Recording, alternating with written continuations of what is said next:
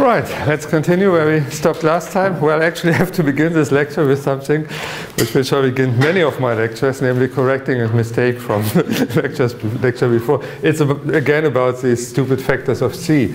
So let me write again the Robertson-Walker metric. We will need it anyway in a minute. So that was a general expression. Here we have the scale factor, and then the radial part. Let me use a representation with a chi. So then we have here a function which I denoted eta, and the angular part is theta squared plus sine squared theta d phi squared. And the eta is, just to remind you, is one of three things: the sine of chi, or the sinh of chi, depending on the sign of the curvature. So this is for positive, this for zero, and this for negative curvature. So, and then we made we did two examples. The first one was a trivial one, the Minkowski space in usual inertial coordinates, and the second one was a Milne universe. And I said that the Milne universe has a negative curvature, which is correct. And I said that the scale factor is t. Well, actually, this cannot be true, because this must have the, well, this has dimensions velocity times time, and the whole thing squared, that's a length squared. So this must also be a length squared. These are all dimensionless, so this must, the a of t must have the dimension of a length. Yeah, that's something we should keep in mind always. Yeah? A of t has the dimension of a length. So obviously I forgot again a factor of c here. Yeah? Why should we keep all the time these c's? Yes, yes, because it is a law. We have to use SI units. But actually I have been a lecturer for a couple of years in England, and I think if I had said C equal to 1 in the lectures in England, I would have been in trouble. So I now always do it with a C. But when I do calculations for myself, of course, I omit the C. I set it equal to 1. Okay, so the Milne universe, you remember what this was? This was Robertson-Walker universe, which can be embedded into Minkowski space. So if I have here the usual Minkowski coordinates, let me just draw two of them, one spatial and the temporal. Then the Milne universe is embedded into the future light cone. The surfaces t equal constants are these hyperboloids. Yeah, we know that they have constant negative curvature. That's the way in which we introduce the space of constant negative curvature. And the standard observers, the world lines perpendicular to the time slices, are these radial lines. So this obviously has an initial singularity in the way we defined it last time at t equals 0. But actually it is not a true singularity. In this case it is actually only a coordinate singularity, because we are in Minkowski spacetime and everything can be extended beyond this point. So it's not actually a singularity of the spacetime, it's a singularity of this particular slicing, yeah, where the world lines come together. But it is a big bang in the sense that all these standard observers come out of one event. Yeah? In this sense it is a big bang. Okay, so just wanted to correct this. We will come back to the Milne universe from time to time as a illustrative example, although obviously it is not a realistic model of our universe, because we are fairly sure that we are not living in a vacuum space-time. Okay, then I already said that the next topic will be the geodesics, and I think I will spend most of the lecture today with studying geodesics in the Robertson-Walker spacetimes. And well, you could do it. With a formula with the gammas, right? The geodesic equation. If you write the Christoffel symbols, you calculate the Christoffel symbols and discuss the geodesic equation in terms of them.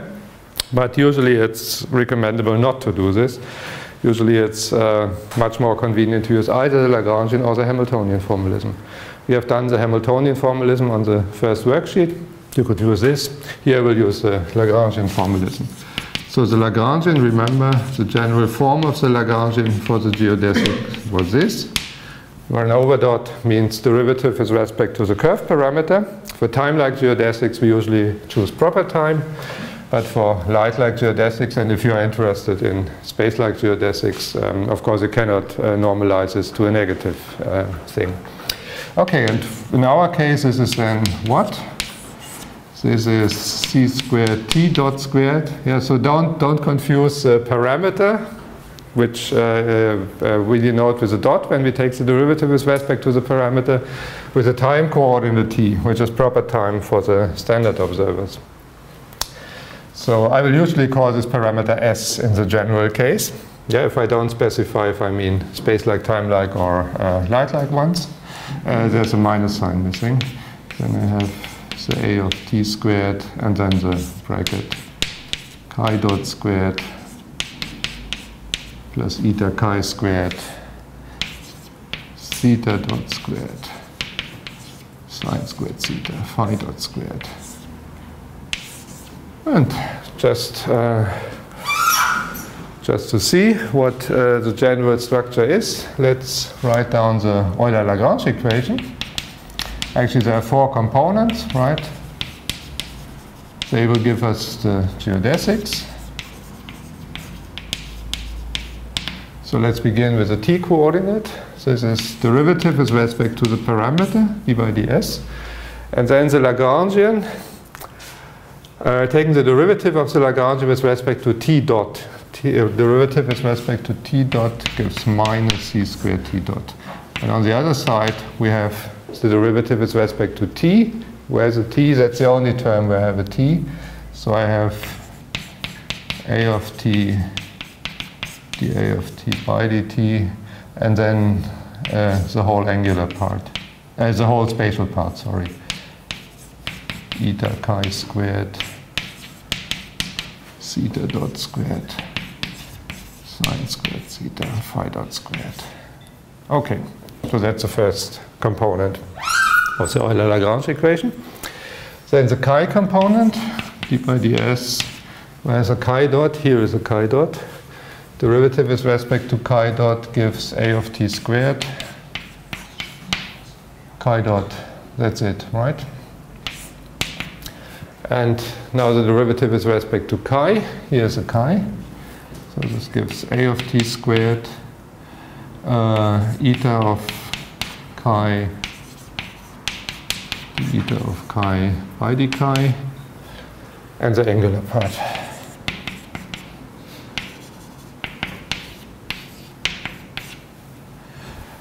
And the theta and the phi components. Where's the theta dot? Here's the theta dot. So this gives eta chi squared theta dot. Derivative with respect to theta, here's the theta. A of t squared, the chi squared, 2 sine theta, cosine theta. Right, that's the derivative of this. No, the 2 is gone away. There's a 1/2. Yeah, that's the derivative with respect to theta and the phi dot squared. And the easiest one is the last one, the phi component. Here's a phi dot, so I have a of t squared. I forgot the a of t squared here, right? Yes. A of t squared, eta of chi squared, sine squared theta phi dot, and this is 0 because I don't have any phi dependence. Okay, now let's look at or let's give names to this equation. Let's say this is G1, G2, G3, G4. So let's look at the angular part first, G3 and G4.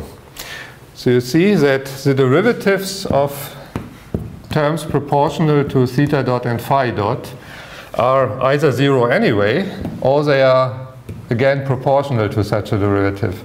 This means if you give initial conditions, yes, the geodesic equation is a second order equation, we can give initial conditions, and if you give the initial conditions such that theta dot and phi dot are both 0, then you will see that they stay 0. Yeah? because this is a constant anyway. Yeah, the derivative is 0. This means this is a constant of motion. If phi dot is 0 at one point, then it must be 0 anywhere, because these factors, of course, are non-zero.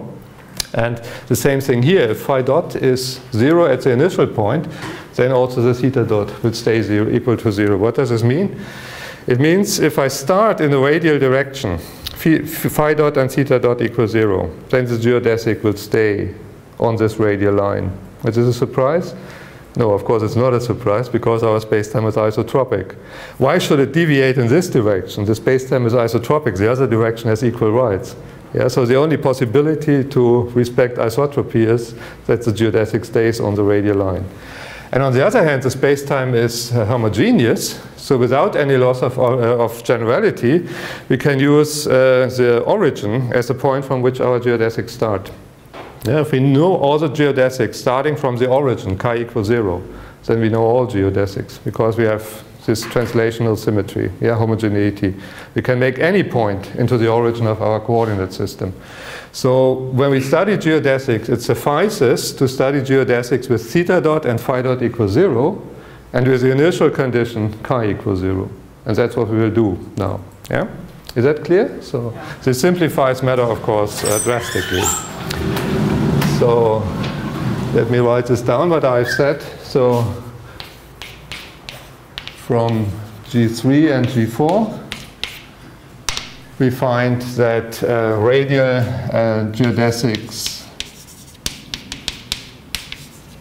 or let me write it in formulas, I think that's better. If I give initial conditions theta of S naught equals 0 and phi dot S naught is equal 0, then we have theta dot everywhere equal to 0 and phi dot also everywhere equal to 0. Yeah? And the second homogeneity, any point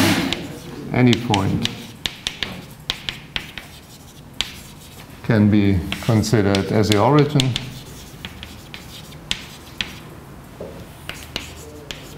The origin of the spatial coordinate system, meaning chi equals 0. And these two things together say that it suffices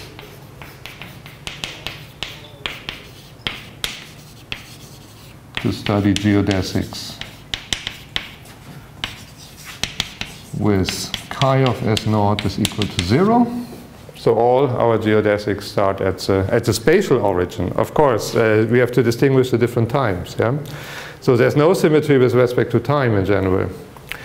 But with respect to the space, we have this homogeneity. Phi dot S naught equals 0 and theta dot S naught equals 0. And that's what we will do now. So that's radial geodesics starting from the origin. I have a question. Yep. So what if we didn't have the first condition? So it were a space-time with frame training, or I mean. What is the question? If we would drop which condition? The first one, so that homogeneity or what? No, that if we have the initial velocity equal to 0, that it doesn't. Yeah. Okay. So if we consider geodesics where this initial condition is not satisfied, you want to give another initial condition, you make your life more difficult. But of course you get exactly the same geodesics, yeah? Just in a different coordinate system. Yeah? It's the same geodesics. Okay.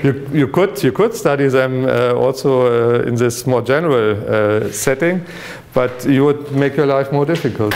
Yeah? But this is only in this space time. I mean, yes. If you have another space time where these were not fulfilled. Yes, of course. We know an example, right? In Schwarzschild space-time, for instance, that would be a very, very special initial condition. Yeah, we would get only the radial geodesics in Schwarzschild space-time. We wouldn't get all the interesting ones, which have these nice orbital features. But here we have homogeneity and isotropy, and then the situation is much easier. Okay, so now we will study the geodesics under this particular assumptions on the initial conditions. And as usual, we have to distinguish time-like ones and light-like ones. The space-like ones are usually not of interest, so I will discuss only the time-like and the space-like ones. So let's consider the time-like ones first.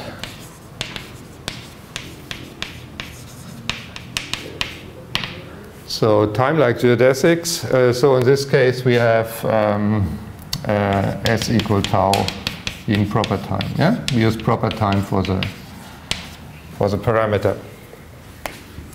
And then which equations do we have to satisfy? Well, if it is if we have a light like geodesic, we have discussed this last Friday when we did the first worksheet.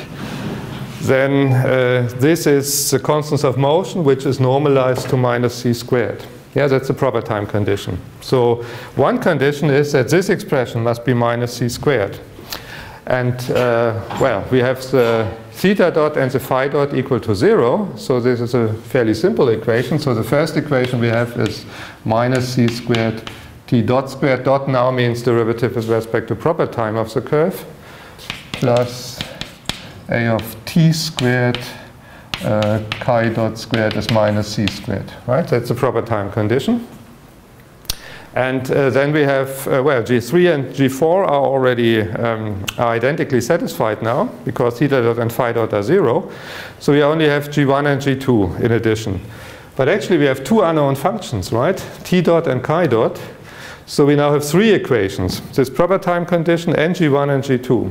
So it's clear that one of them must be redundant. And actually you can check that one of them is automatically satisfied if the other two are satisfied.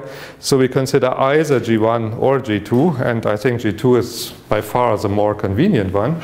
So we consider G2, which in this case, where phi dot and theta dot is equal to 0, is a conservation law. Means d by d tau, S is now tau, a of t squared chi dot is 0, right? That's what it says, because theta dot and phi dot are 0. Here we have, maybe I should show this again. Oops. That's the equation which I used, G2. And here on the right-hand side, I have something which is proportional to theta dot and phi dot, which we set equal to 0. So we have a conservation law. So this means this is a conserved quantity, yeah, a constant of motion. Let's give a name to this constant of motion. Let's call it capital A. And from these two equations now, we get the orbit equation in the form chi as a function of t or t as a function of chi. So we have now minus c squared t dot squared. It's the usual thing, right? The calculation is quite analogous to what we have done for, or what you have seen somewhere for Schwarzschild or for whatever. So we divide by an appropriate square of the velocity of another coordinate, so that we then get the relation between these two things. So if I divide this equation by chi dot squared, I get here a 1, and here I get minus c squared divided by chi dot squared, and chi dot squared is a squared divided by a of t to the 4. So that's the equation. And that's not too difficult to solve this for t dot over chi dot. Let me do it slowly. Dot squared over chi dot squared is what? So I take this to the right-hand side, and I have on the left-hand side a of t squared divided by c squared, and this comes over. So I get plus a of t to the 4 a squared. And this can easily be integrated. Well, it can be written as an integral. Evaluation of the integral, of course, depends on which function a of t you have chosen. So this gives dt by d chi, which is, of course, the same as t dot over chi squared. So this is the square root of the right-hand side, where we have to be careful that we can have a plus or a minus sign. A of over c squared, a of t to the 4 a squared. Okay, and now I put all the t's on one side and all the chi's on the other side. And then I have the chi is plus minus dt. Oh, maybe I put an a and a c up here. So then I have no no fractions in the in the denominator. Then I have here a squared, a of t squared, plus c squared, a of t to the 4. Okay, that's it. Okay, and we have the initial condition that chi should start at 0. So if I integrate this, I would integrate, so here's no integration constant chi naught because it is 0.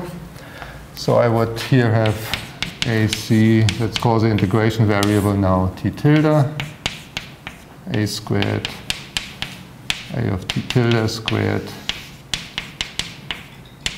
plus c squared a of t tilde to the 4, and I integrate. Now comes an integration constant for the initial time, which you can choose as you like, t naught, and it goes up to t. This gives chi as a function of t, right? That's the geodesics. The radial geodesics issuing from the origin. So they start at the origin at time t naught. Yeah, if t is the same, if t is equal to t naught, then chi is 0. That's where we start, and then the equation tells us how the geodesic behaves. It's for time-like geodesics. And we have a plus sign and a minus sign. Why do we have a plus sign and a minus sign? Well, because the curves can move into the future and into the past, obviously. So if we plot this, we would get something like that. No, t. Let me plot t. So we have chi as a function of t, but we have the usual convention to use the time for the vertical axis. So I plot this function in the way that this is a function of this, yeah? Which of course can also be read from the expression. Well, remember, we have in general our a of t only defined on an interval t initial to t final. This could be minus infinity, this could be plus infinity, but it need not be. And now we give an initial time where our geodesics are supposed to start, and for each choice of a, we get here a curve, and oh, I shouldn't overdo it. There should be a light cone as a border. So let me write it in this way, and we have here maybe the past pointing one. They are not symmetric. Yeah, there's no symmetry between future and past light cone in general, because the function a has no symmetry with respect to a particular value in general. It may have in a particular case, but in general the future cones and the past light cones are not symmetric with respect to each other. And we have to be a little bit careful with the chi. It depends on, well, actually I should have emphasized the eta of chi has dropped out completely from this consideration, right? When we restrict it to the radial geodesics, all the terms with the eta dropped out. So there's no eta. So you would say, oh, it's always the same, independently of whether we are in the case k equal +1, k equal 0, or k equal -1. That's not true, actually, because the range of the chi coordinate is different for the three cases. Yeah? If we are on the sphere, positively curved case, so we are on S3, the chi coordinate is the angle which runs from the North Pole to the South Pole. So it runs from 0 to pi and not beyond pi. Yeah, if you continue further in the same direction, then the chi coordinate will turn back. So for chi, for the case of constant curvature, the point chi equal, let me do it in an extra diagram. So let me write here for well, little k equal to +1 or capital K bigger than 1. Yeah, remember the capital K takes all real values. That's really the curvature of the space. And the little k is the normalized curvature. It's either +1, 0, or -1. So we have the situation that if I plot the chi here, that I have to stop when I reach the value pi. So if I have a time-like geodesic, which starts here, say at this time t naught, and reaches this value pi, then I'm not allowed to continue it. This would be nonsense. Yeah, so what I have to do is I have to reflect it. Yeah, then it goes back. And it may come back to the world line from which it started, or it may reach the end of the world before it comes back. This depends on the particular shape of the function a of t. But this fact that when chi reaches the coordinate pi, that we have to reflect it, this has to be taken, has to be kept in mind. And the same is actually true also for the other cases if you roll up the axis. Yeah, then also the chi-coordinate doesn't run from 0 to infinity. So that's something which where you have to be careful about this. Okay. These lines are not straight, right? They are not straight. In these coordinates, they are not straight, no. For one particular geodesic, of course, you could make a coordinate transformation. You see, this involves only the time coordinate and some constants, which for a particular geodesic. So you could also make one particular geodesic into a straight line by choosing the coordinate system appropriately. Yeah, just transforming the time coordinate. But you cannot do it for all of them simultaneously. And for this reason, it's not very, very reasonable. It's different for the light-like ones. We will come to the light-like ones in a minute. There you can do it once and for all of them simultaneously. And then it is reasonable to make this coordinate transformation. This will be the transformation to what is called conformal time. But for the time-like ones, this is not, this is not reasonable to do it just for one particular. One particular. No, they are really curved, and they may have asymptotes or whatever. It depends on the function a of t. But what is the physical meaning of this? It's like that the universe is closed and I'm going further and come back, or? Well, in this case, the universe is closed in the sense that it is has a compact topology. Yeah. Well, so you start at one point. We have chosen the coordinates such that this is the North Pole. Then you reach the South Pole. Yeah, if you reach the South Pole and you continue, then chi is no longer growing, it's coming back. Yeah, because on the other side I again have to measure the angle from the North Pole. And it depends how the curve continues. So it may very well come back to the North Pole from where you started. Actually, we will do on the next worksheet, we will do a little example of this kind, and then you can calculate how much time it takes for a particle to go around a universe. Of course, it depends on the constant A, right? Well, what's the meaning of the constant A? The physical or geometrical meaning of the constant A. Do you see this? Let's look at the case A equals 0. What is A equals 0? And the right-hand side is 0. Yeah? So the solution is just the vertical line. Of course, that's a solution. That's a standard observer, and the standard observer is geodesic. It has to be geodesic because of isotropy. If it were not geodesic, it had a 4 velocity, a 4 acceleration, sorry, a non-zero 4 acceleration. And this 4 acceleration would distinguish a particular spatial direction in contradiction to the assumption of isotropy. So it's clear without calculation from the outset that the standard observers must be geodesics, and it comes out of the calculation. If we set A equals 0, we get the standard observers. And if you get if you have A different from 0, well, then it's not a standard observer. And if you now crank up the A, what will happen? Well, the angle with respect to the world line of the standard observers will become bigger. So it has something to do with the relative velocity of, you give an initial velocity in the beginning. It is this angle here. Yeah, this angle here. This has something to do with the initial velocity with respect to the standard observer, and this is determined by A. Yeah? Because we have, if you divide the whole expression by A, then you have the capital A squared here in the denominator, and you see that if you go with A to infinity, you don't get actually infinity. You don't get an arbitrarily large angle, and that reflects the fact that there's a light cone which prevents you from making this angle bigger than it is allowed for subluminal velocity. Okay, so we will do an example where we actually calculate the travel time of a freely falling particle that goes around the world. See, that's the third worksheet for an example. Yeah. Of course, you can calculate the travel time in two different ways. You can ask, what is the time which is measured if you travel with a particle? Yeah, if you have a standard clock and you move with a particle, and you read from the standard clock what the travel time is. Or you stay where you are. You wait until the particle comes back, and you look at your clock, which what time this gives to the travel time. Of course, they will be different. Yeah? And we will calculate both for an example. Okay, these were the time-like geodesics. So what you have to keep in mind, and what is actually quite obvious, is that they are always radial, and that the way in which they move depend on the scale factor. How the scale factor depends on time. Okay, then let's do the light-like geodesics. Oops. So the light-like geodesics. Actually, they give a lot of information.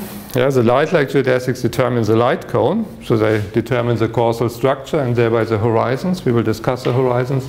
If I know light-like geodesics, I can calculate redshifts. We will do this. And well, they are also associated with various distance measures, and we will discuss various distance measures for the Robertson-Walker spacetimes. Okay, but let's calculate it. So for light-like geodesics, we had this expression which was c squared in the case of time-like geodesics. Now it's 0. Yeah. So now the dot means derivative with respect to an affine parameter which I call s. Yeah, it's not proper time. For light, we cannot use proper time. There is no proper time for light. Chi dot squared. This was minus c squared for time-like ones, and it is 0 for light-like ones. And again, we use only G2. Yeah. So in the other case, we have only considered. Wait a minute. No, we do not use G2. In the other case, we had used the normalization condition. Yeah, which is the fact that L is a constant of motion and G2. And this has given us the solution uniquely. And if you don't trust the whole setup, you can check that G1 is automatically satisfied. Yeah, you would have to check this. Here for light-like ones, it's even easier than that. We don't even need G2.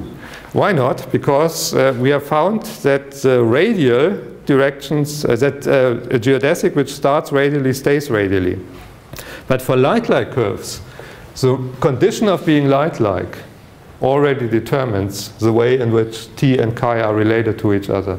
So if it is a light-like curve or a light-like geodesic, doesn't make any difference for radial curves. Yeah? Or to put this another way, radial light-like curves are automatically radial light-like geodesics. So we don't need the geodesic equation anymore. We just evaluate this equation.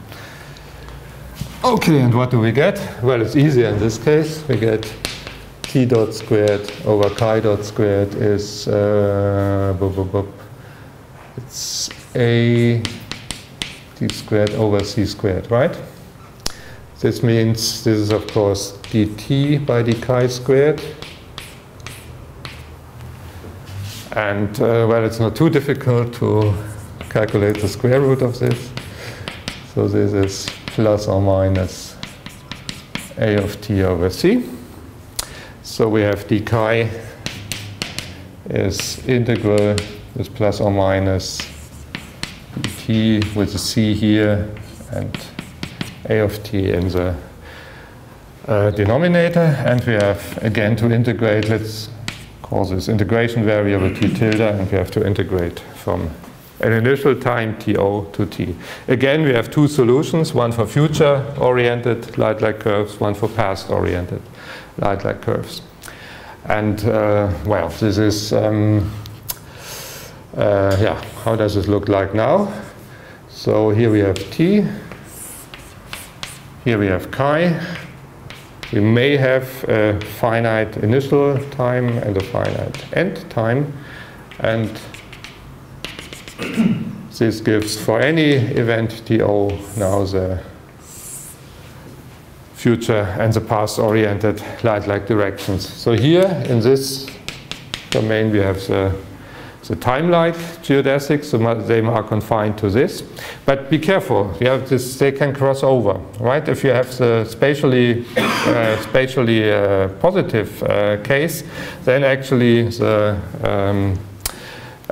world lines may cross over. Yeah, these time-like curves may cross over. So the topology is not as easy, not necessarily as easy as this picture might suggest. Okay, maybe you should do a little example. I've just mentioned the mill universe, so let's. Yeah? Did you assume something for A of t tilde? Well, because it could be very. It could, yes, it could look that's what I just said. I just draw one example. It could look much more general. Yeah, it's one example. Actually, we will do an example now where it looks similar to what I've drawn here, but it need not be always this case. No, in general, this can be. It depends on what for a function a of t you have here. It can do any kind of crazy things. The only condition which we usually impose on the a of t is that it is defined on an interval, and that on this interval it is positive. Yeah, because otherwise we would have a singularity inside the spacetime. We are allowed to have this type of singularity at the initial point and at the end point, or at the end point, but not somewhere in between. There's another question? How many physically meaningful values of a of t are found till now? The question is, well, how many meaningful examples for this function a of t are known? Well, actually, it depends very much on what you call meaningful. If you mean meaningful in the sense of that it is associated with a reasonable field equation, for instance, that it has positive pressure, positive density, and things like that, we will discuss this. Yeah, we will discuss this. But yeah, it depends very much on what you consider as meaning. Actually, the model which is now favorized is if you write it without a cosmological constant, then it has a negative pressure. Yeah, the term with a cosmological constant can be written on the right-hand side, and then it would be interpreted as some strange kind of matter, which is called dark energy, and dark energy has a negative pressure. So is this reasonable or is this not reasonable? It depends on your interpretation. Yeah. Wait, I mean, when does the matter come into play? Yeah. We're considering vacuums. Yes, until now we do not talk about the matter content at all. Yeah, and that's the way in which I think it is reasonable to discuss these things. This is a purely kinematical discussion. Yeah, we have a metric, we know which general structure it has. We don't care at the moment about the field equation, and we investigate all kinds of things you can calculate. Yeah, geodesics, horizons, redshifts, and so on. All of them are well defined and can be calculated just for a kinematical Robertson-Walker universe.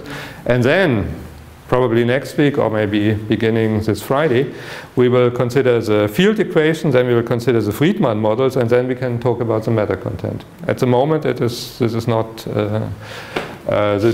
left open. Okay, I suggested to make a little example. So the example will be the Mill universe.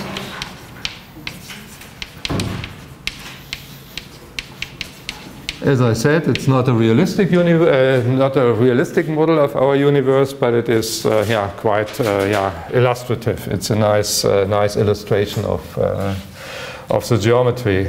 So in this case, as I said already, so chi is defined on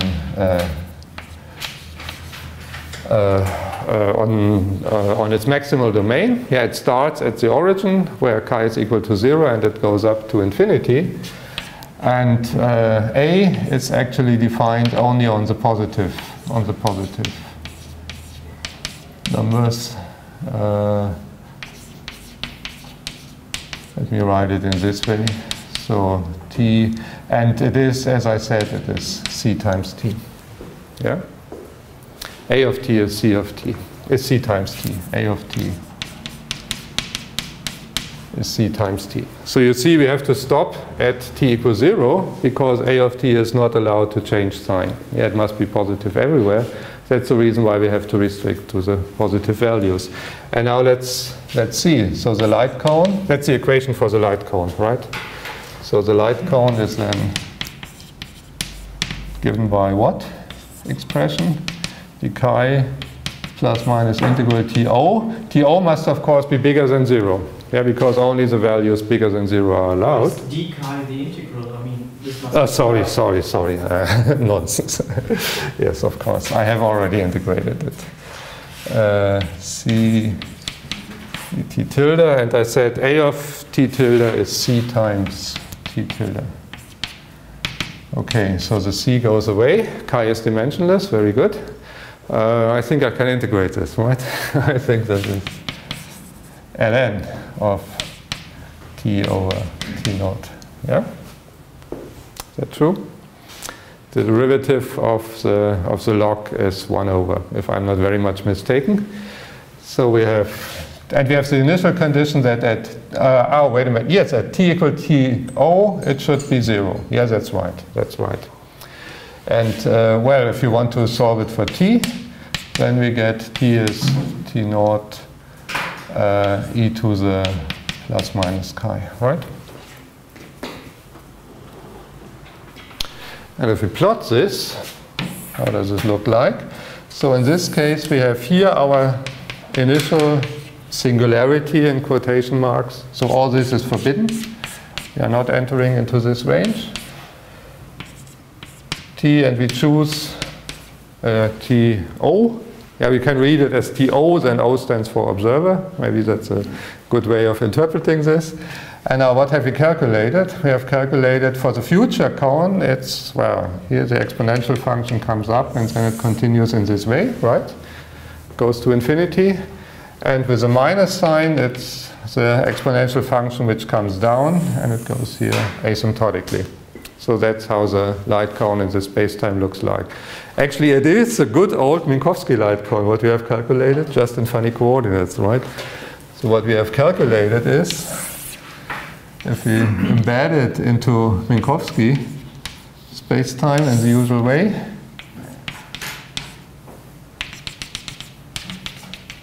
then we have calculated, well, the light cone is then, of course, this here. Yeah? This is a light cone. And this line here represents this part of the light cone, and this line represents this part of the light cone. It's just represented in these funny coordinates, yeah, where the surfaces t equal constants are hyperboloids. Okay. Here you see already that that the Milne universe has no particle horizons. You see the light, there's an initial singularity, so you might expect, or you have to be aware of the possibility that the past light cone might meet this at a finite value of chi. But that's not what happens. Yeah, it goes out asymptotically to chi equal infinity. So it meets all the standards observer sometimes. So all the standard observers can be seen at this event. That's what we mean when we say there's no particle horizon. Yeah. So I come to the notions of horizons in a minute, but you see here already that there are no particle horizons. And the same thing, also this goes out to infinity. Yeah, the exponential function has no vertical asymptote or something like that. It really goes out to infinity. So this light cone, so if I have a particular standard observer, then actually it is met by all these cones at some time. So there are no events which are hidden behind the horizon for a particular standard observer. Okay, but I come to the notion of horizon. I think I do the redshift first. So the light-like geodesics determine a couple of things. And I think the first thing which I will calculate is the redshift law.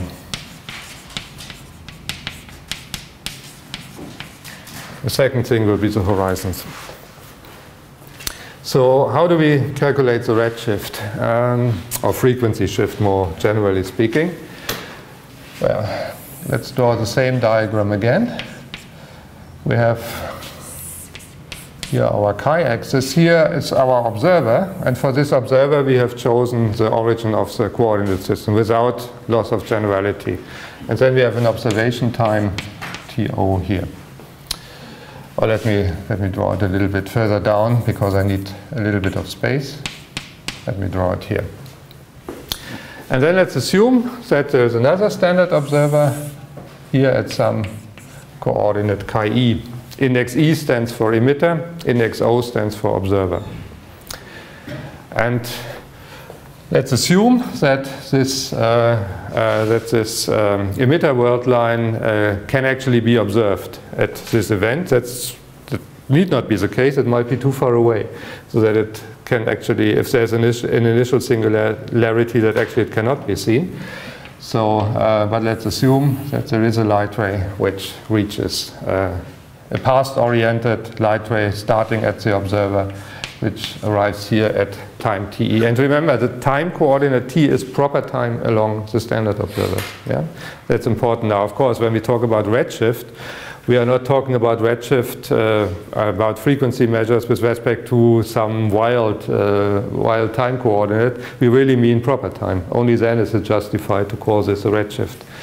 And now let's assume there's a second signal sent a little bit later. So it arrives at time TO plus delta TO, and it was emitted as time TE plus delta TE. And what we call the redshift is a quotient of these two time intervals. Yeah?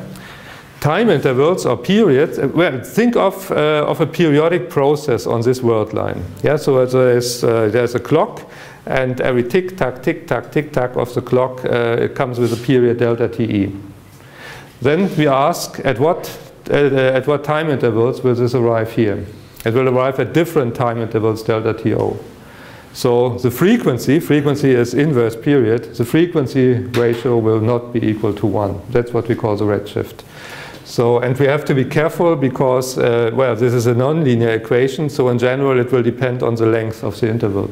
For this reason we have to consider the limit that the interval becomes 0. Then we get a unique value. Yeah, that's what we call the redshift. So the redshift, or let's write the frequency ratio.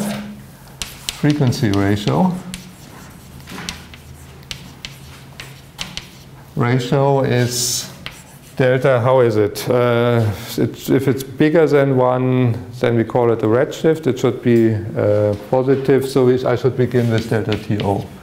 Delta TO over delta TE. Yeah, and as I said, for mathematically, technically reasons, I have to consider the limit, and then I get dTO by dTE. Yeah, so I view one of them. Which one? I view TO as a function of TE. Yeah, TE as some given values, and I ask now at what times will this arrive here. This will give me TO at a function of TE, and the derivative of this is the frequency ratio. So these are the periods. So I have the O upstairs and the E downstairs. So for the frequency it's the other way around. Yeah? So it's the emitted frequency divided by the observed frequency. Or if we prefer to work with wavelengths, the wavelength is 1 over omega up to a factor of c in vacuum. Of course, we assume that the light propagates in vacuum. So I could write it as observed wavelengths divided by emitted wavelengths. And while astronomers usually don't use the frequency ratio, they use what they call the redshift, which is denoted Z. And this is, well, what is it? This should be 1 plus Z, so it should be, Z is this minus 1. So it's lambda O divided by lambda E minus 1. Yeah, so this is dTO by dTE minus 1. So it's the difference in the wavelengths divided by the emitted wavelengths.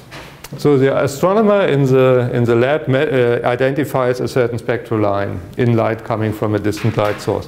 So he measures the lambda O. Then he looks into some table where the spectral line should be, yeah, which has been measured in the lab. This gives the lambda E. And then he forms this quotient, the difference divided by this, and he gets a number which is positive for a redshift, so if lambda O is bigger than lambda E, and negative for a blue shift, if lambda O is smaller than lambda E. So that's the thing which astronomers always use. And well, we can calculate it from this formula. So in this is quite universal. Yeah, it's a definition of the redshift in any universe for any pair of observers. But we now do it for standard observers in the Robertson-Walker universe. So for standard observers in the Robertson-Walker universe,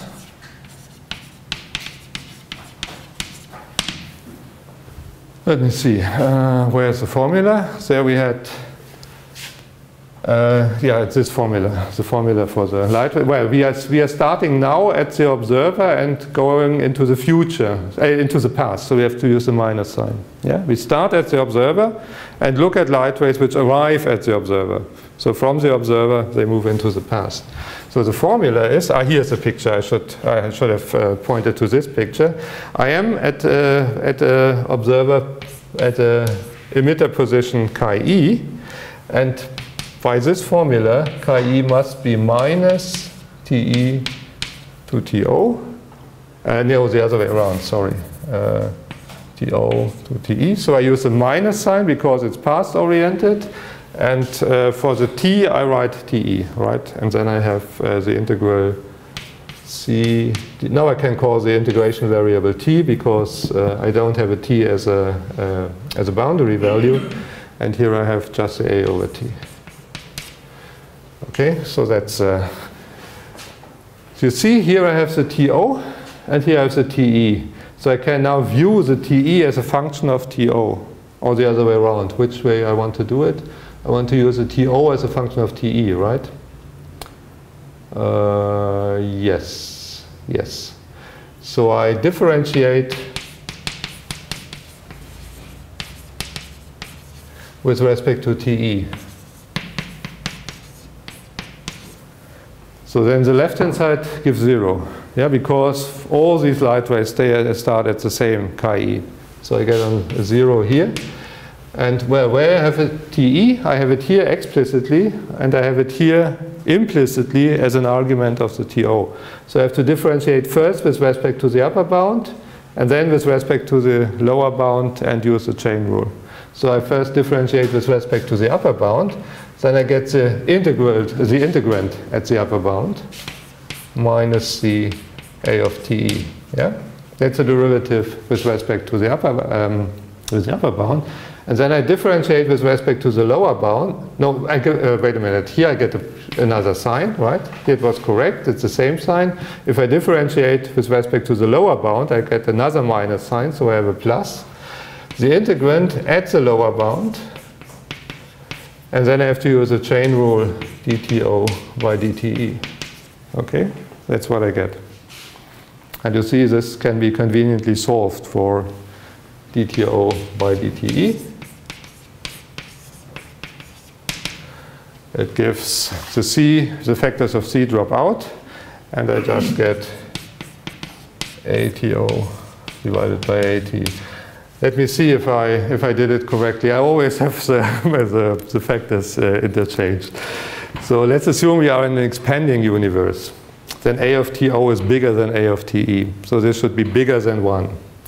This should be bigger than 1. This means Z is, if this is bigger than 1, Z is positive. In the expanding universe, I have a positive redshift. I think that's correct. Okay, so that's a redshift formula in a Robertson-Walker universe. Or let me write it in terms of Z. Maybe that's nicer. Then, because all astronomers do it in this way. So the Z is then, 1 plus this thing. So it is 1 plus A of To divided by A of Te, right? Is that true? Or minus? Minus, right? Minus.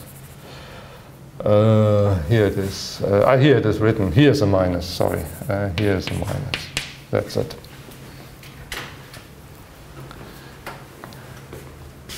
Okay, so the scale factor determines the redshift under which the observers see each other.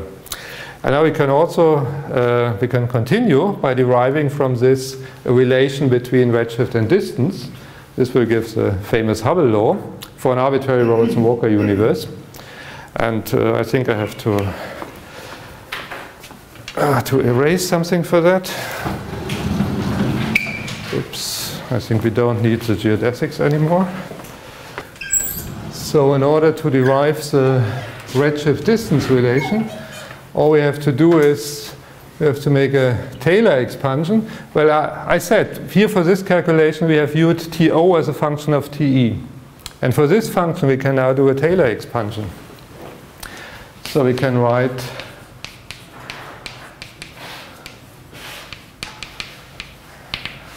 well, actually, because we want to evaluate everything at the observer. We are the observer. Here we want to know every expression at our position. I do it the other way around. So I expand TE as a function of TO.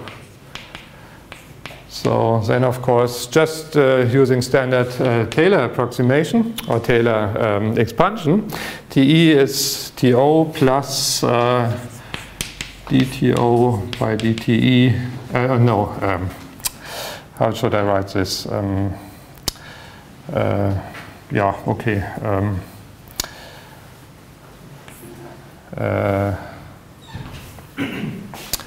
What do I? So yeah, nonsense. No, the function I want to Taylor expand is, of course, A of t. Sorry. Yeah, I want to expand the function A of t, and I want to evaluate it everywhere at TO. So I begin with A of TE. So that's what I meant. So then I have A of TO, and now I the linear term dA by dt at TO times TE minus TO. This is negative now, but the Taylor formula holds anyway. Let's take the next term also, but then stop. So the 2 by dt squared TO TE minus TO squared half, right? Plus and so on. We want to go up to second order. Up to second order. This means that the redshift, that was what it is. Was 1 A of TO, A of TE minus 1, right? Let me see. Oops. A of TO over A of TE minus 1, yes. And now I insert this Taylor expansion. So, well, I can write it in this way, that's more convenient. Minus A of TE over A of TE. So A of TO minus A of TE is just these terms here with a minus sign. So it is minus dA by dt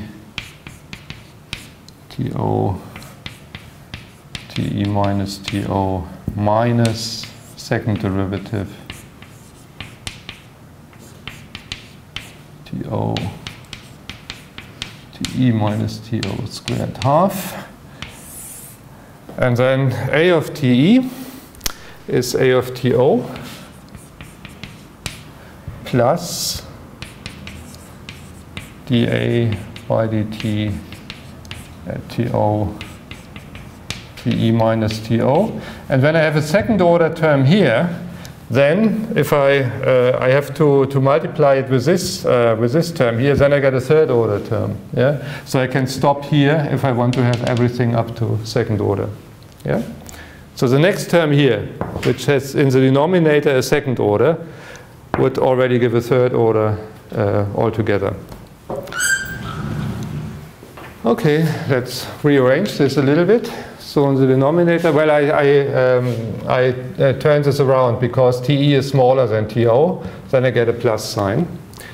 So I have a plus, I don't have to write it. dA by dt TO, and now it's the other order, TO minus TE. Here I also write it in the other order, but then of course it's still a minus sign because I have a square. Minus second derivative at TO minus TE squared over 2. And here I think I take the A of TO out of the bracket. Then I have 1, and again I interchange the order. Then I have 1 minus dA by dt at TO minus TE over A of TO plus higher order terms. Okay? Why have I done this? Because I know the Taylor expansion of this thing by heart. Yeah, 1 minus something, this can easily be Taylor expanded. So this is dA by dt. TO, I just copy these terms. Nothing happens. minus second derivative at TO minus TE squared half. And then I have 1 over A of TO. And I have the Taylor expansion of 1 over 1 minus something. This is 1 plus this something. Yeah? This is 1 plus this expression.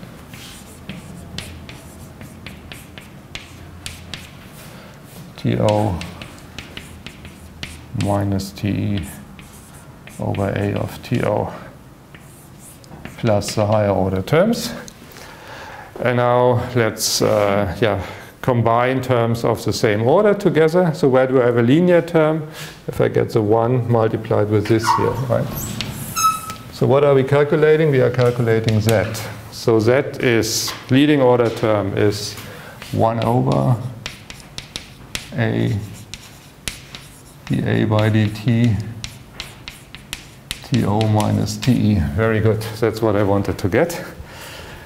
I think many of you will recognize this term. Yeah, that's the famous Hubble constant, which we have in front of the term. So, and then we get 2 second order terms, right? If these 2 things are multiplied with each other, so let me see, what is this? This is the first derivative squared divided by the function itself, right? So it's 1 over A of t and the first derivative squared.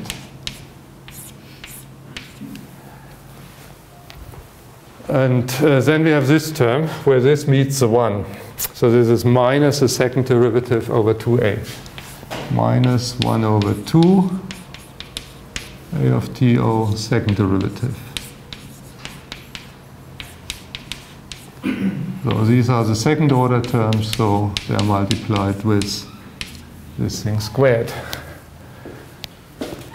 And now one introduces 2 abbreviations, which will accompany us for quite some time through our discussions of Robertson-Walker universes. Of course, there are higher order terms.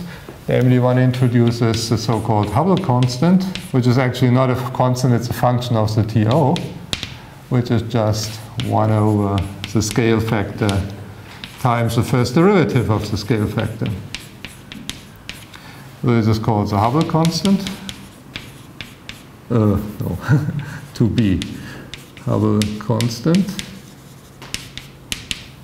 So it's a constant in the sense that it doesn't depend on the direction. Yeah? That's why one called it a Hubble constant. It's the same relation between z and this travel time in all spatial directions because, well, we assumed isotropy, right? Yeah? The first term in the curly bracket should be 1 over A of T naught squared. Let me see. In the middle of the 2 curly bracket and once. Here's another one. Thank you. Yeah. This here, right? Yeah, that's true. Thank you. Okay, and the other one, that's the so-called deceleration parameter. This is proportional to the second derivative, and one has 1 over 2 squared d2a dt squared do, and because people thought until 15 years ago or so that our universe would be decelerating, so I put a minus sign in here so that the q becomes positive. Yeah? So q would be positive if the second derivative is negative. This means if we have a decelerating universe. Actually now we believe that we live in an accelerating universe, and now the q is negative. So one calls the q the deceleration parameter. So from our present point of view, it's a little bit stupid to have the minus sign and to call it the deceleration parameter. One should have defined it without the minus sign and called it the acceleration parameter. But the name is common since decades, so one usually uses this q even now. And then the z can be written in the following way. So here I have just the Hubble constant or Hubble parameter. Yeah. So both these things, of course, depend on the time where the observation is made. So in this sense, they are not constant. Yeah. TO minus TE.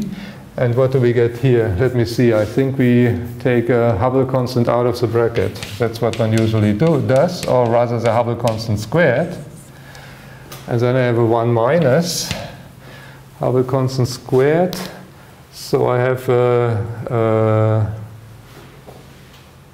what did I do?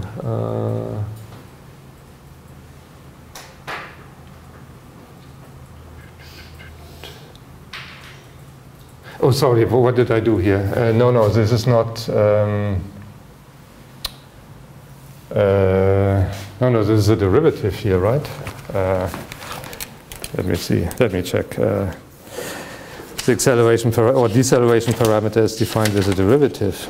Yes, of course. Yes, sorry. This is nonsense here. So it is this here. I was just confused because I couldn't take this conveniently out of the bracket. So if I want to have the deceleration parameter here, it comes with a plus because it's defined with a minus. Then I have here let me see, Q of TO. And then I have the derivative squared. Why only defined by 1a? Did I make another mistake with the a? No, this comes with a... This doesn't help much.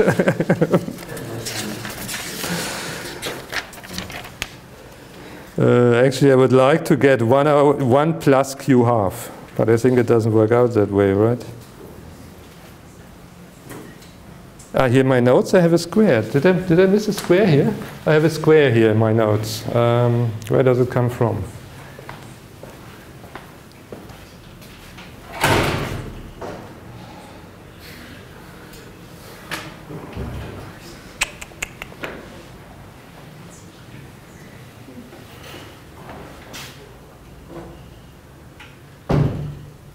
I don't see this. Let's check the dimensions. That's always a good idea. So let's check the dimensions. Does this make sense, what I've written here? A is a length, so this is a velocity.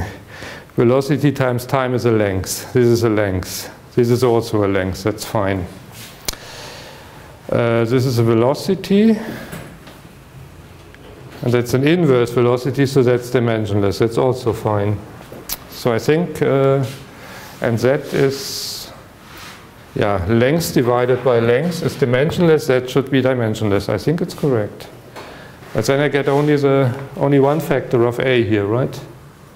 The second derivative comes only with one factor of a.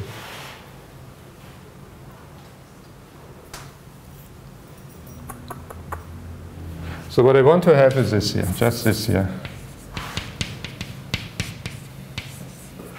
But I think it's not true, right?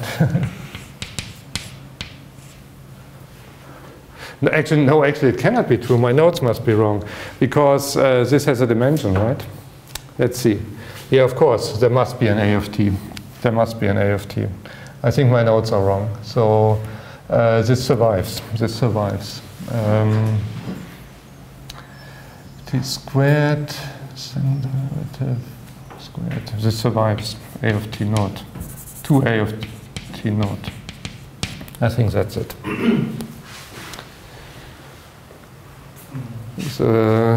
So I have time squared, time squared. These go away. But here I have a squared, and here I have only an a. So this is 1 over length. 1 over length. Ooh. Yeah, you took the Hubble squared out of the bracket. So it's a times q. Yeah, that's it. Thank you. Okay. I hope that's now the right thing. Okay, so what do we read from this expression? Well, what is this? What is this? This is the travel time, right? The travel time of the light ray. The travel time is a measure for the distance. There are many ways in which you can measure distances in cosmology. Using the travel time of a light ray is one of them. And actually, if we linearize everything with respect to this expression, so if we stop here, then we would stop here. This would mean that we, linearizing in this expression would mean that we just stay on the tangent space. This means that we have as far as the relation between length and times are concerned, that we have just the situation of Minkowski space. And then the distance would just be c times this. This would just be the distance in linear approximation. So we see there's a linear relation at each event between the redshift and the distance. If I just consider this term. And the factor in front of this is a Hubble constant. The Hubble constant gives the relation between distance and redshift in linear approximation. If you go beyond the linear approximation, it becomes more complicated, and then this deceleration parameter also comes into the game. And if you continue, then of course you get terms of third order and so on. But in lowest order, it is determined by this Hubble constant. And this is, well, what we see from this expression is that if H is positive, what does this mean? H positive, well, A is always positive, so H positive means the derivative is positive. A is increasing. We are at the moment TO, we are in an expanding universe. Then we have a relation with a positive factor here between distance and redshift. And that's precisely what Hubble observed in 1929. Yeah? So if we think this is the right model for our universe, the Robertson-Walker universe is a good model for our universe. And we make this observation that there's a relation with a positive factor here, then we see that our universe must expand. At the moment. It may have been different in earlier times, but at the moment the universe must be expanding. So that's what we see from here. So we have a linearized relation between distance and redshift.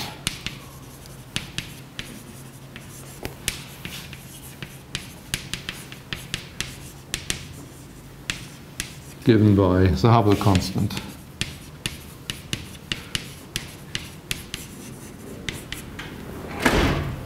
And as soon as we are, well, at the time of Hubble, I told you that already, deducing this linear law from the data was rather bold. The data were not very good at this time. Now they are fairly good. We can now talk also about this term on a fairly reasonable basis. And this brings this deceleration parameter into the game. And as I said, today we believe that we have good evidence, and actually the Nobel Prize was already given for this discovery. We think that we have good evidence that the Q is actually negative, so that we are in an expanding universe. Of course, the problem is the Z is easily measurable. Yeah? Z is always, if we can identify spectral lines in the radiation that comes to us from a distant galaxy, then we can measure the Z. This is not so easy. Yeah? So who tells us what was the travel time of the light ray from the source to us? So this can be only found in an indirect way.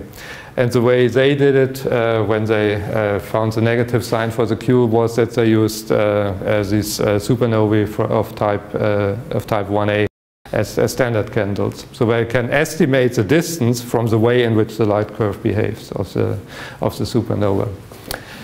Okay, so maybe you should do an example for this. So what's the Hubble constant and the deceleration parameter for the Milne model? Let's do this again. So for the Milne model, we have A of t is c times t. This means dA of t by dt is just c, and the second derivative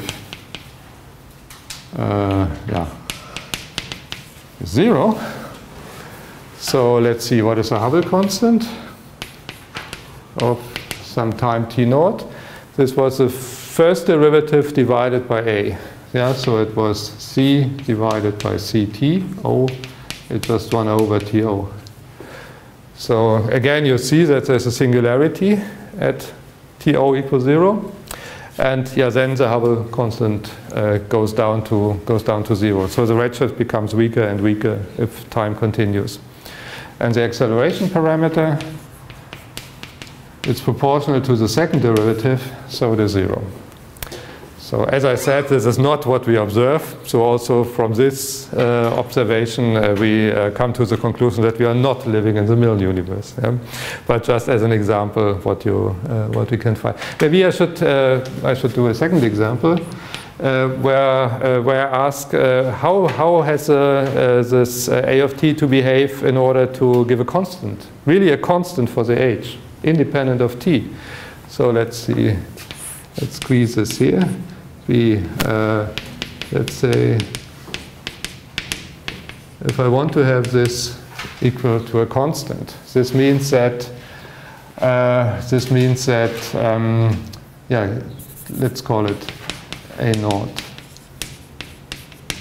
So which differential equation do we have to solve? We have to solve the equation dA by dt divided by A should be H naught, right? I think I can solve this differential equation. So this is dA divided by A is H dt, H naught dt.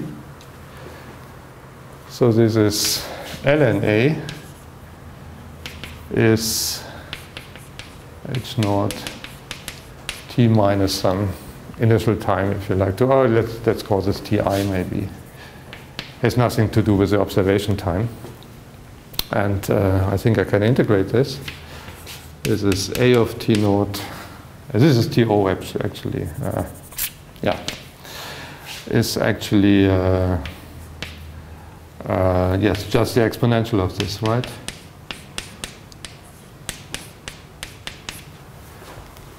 So if you want to model with a positive Hubble constant, really a constant in the sense that it is independent of the time, and the scale factor would have to grow exponentially.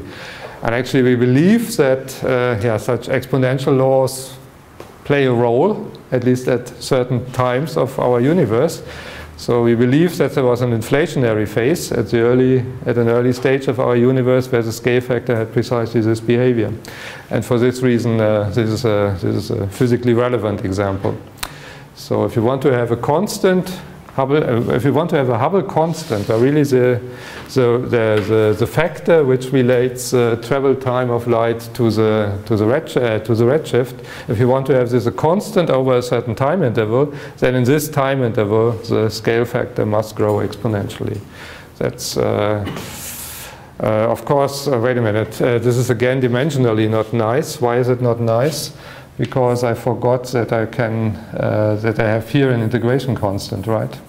So I could write this in this way, yeah? ln A minus ln A naught. I have an integration constant here, and then I have a scale factor, say A naught in front of this. Then the dimensions are correct, right? This would be a length, and this would be something dimensionless. The Hubble constant has a dimension 1 over time. Yeah, always keep this in mind. The dimension of the Hubble constant is 1 over time. And then everything is fine. Okay, we will come back, of course, to the Hubble law when we do other realistic examples, when we have solved the field equation. We will come back to this. How much time do I have? 10 minutes. I want to speak about horizons. So there was a sentence up there, the light-like geodesics determine, and then we have discussed the redshift law. And another thing which is determined by the light-like geodesics is the notion of horizons.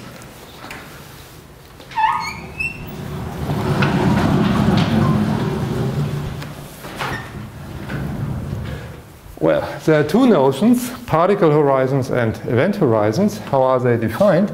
Let me draw again this picture, where we have here an initial time Ti, and we have the future and the past light cone, so there's a future cone and the past light cone.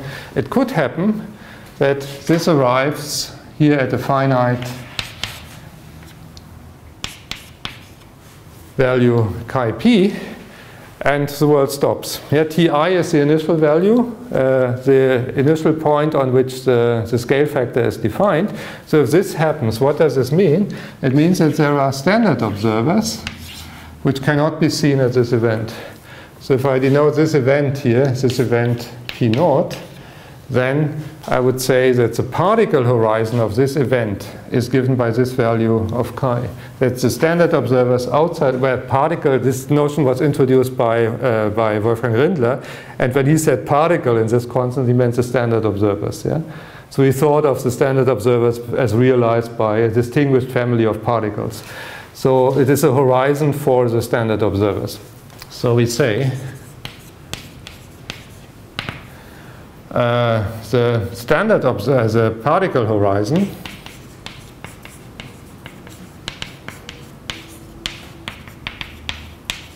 of an event P. So events have a particle horizon, and we will see in a minute that particles have an event horizon. Yeah? So the particle horizon of an event PO separates particles, meaning standard observers,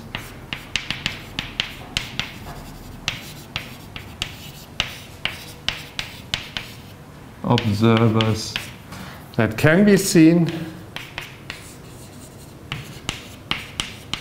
at the event PO from those who cannot.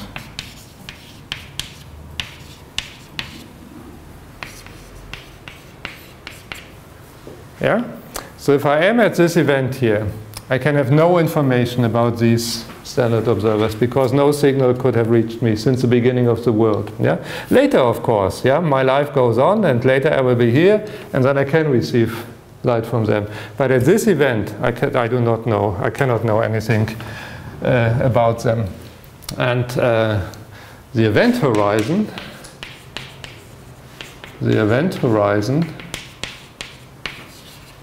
of a particle, say capital PO, yeah, that's a world line now. The world line of a standard observer separates events that can be seen at some time by P. Yeah, so I have to consider the whole world line and ask, is there any time at which this event can be seen? Separates events that can be seen at some time by P naught from those that cannot.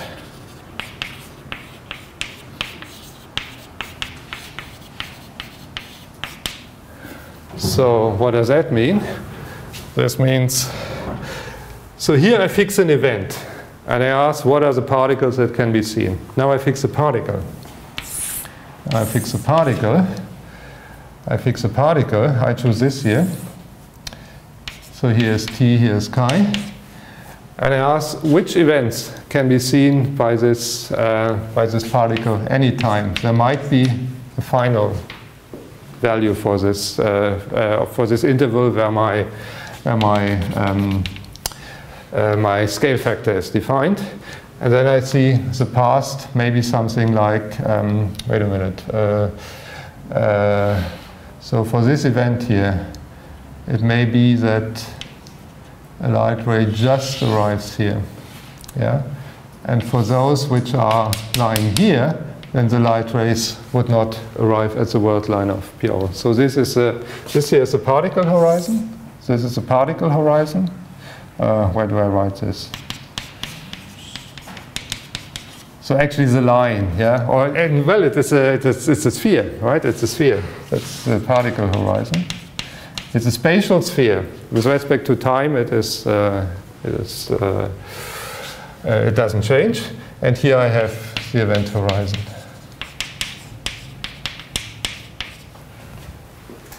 And yeah, I think I work out the formulas for this. I've defined it in words. And now we want to give formulas in terms of certain integrals which have to be finite or infinite.